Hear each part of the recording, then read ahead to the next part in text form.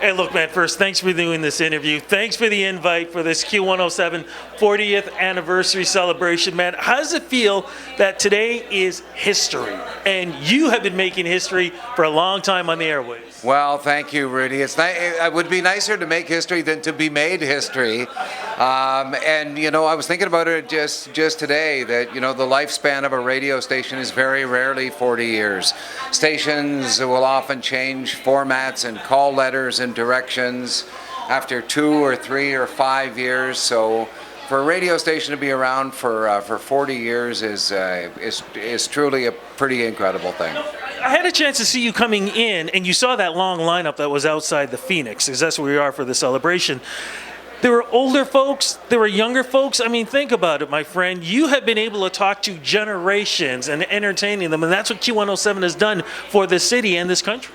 Well, I fully realize that I'm biased, but it's just to me, and obviously to a lot of other people, just the greatest music ever made. Music that stands the test of time. I was in a store testing out a piece of electronics the other day, and it was a young guy doing it, and what did he put on but Pink Floyd? And so you go, we didn't test out this speaker system that I was looking at with something 2 or 5 or 10 years old. We went back to one of the greats, and I could see from the smile on his face that music, albeit from the early 70s, from 73, had really connected. And I think we're now into probably second, third, even maybe fourth generation loving music. In this case, sometimes it came out 30 or 40 years before people were born.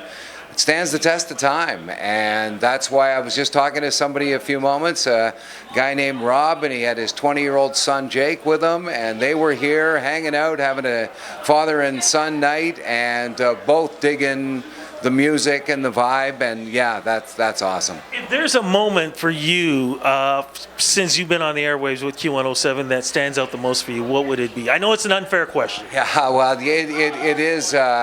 It is a tough one. I think being from Toronto, I was going to high school when the station first went on the air, and I used to take the subway from Lawrence to St. Clair to go to school every day. And I remember in the spring of 1977 seeing the subway ads that said, coming in May, Q107, a new rock station in town, and was a fan of the music already. So, probably if I had to pick one, it would have been my first day, knowing that not only the music that I love in the city that I love most, but a radio station that I'd already grown to love. And I was, on the air there, and that's 33 years ago now.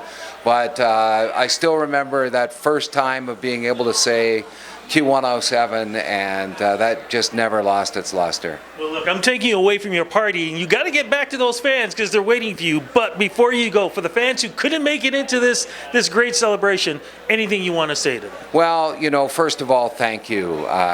It would be kind of silly to go sit in a studio every morning if people weren't listening.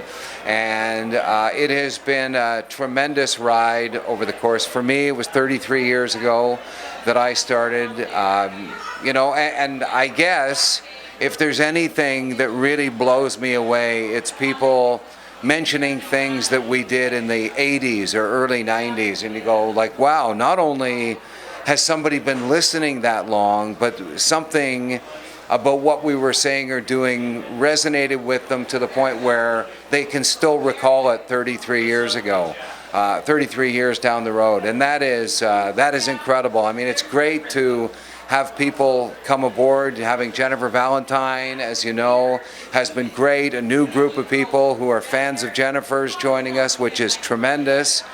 But in a business like this, as you well know, Rudy, when you're able to connect with people over a course of not just years but decades, and they feel like they know you, that's a tremendous honor. Man, it's an honor for me to have a chance to speak with you.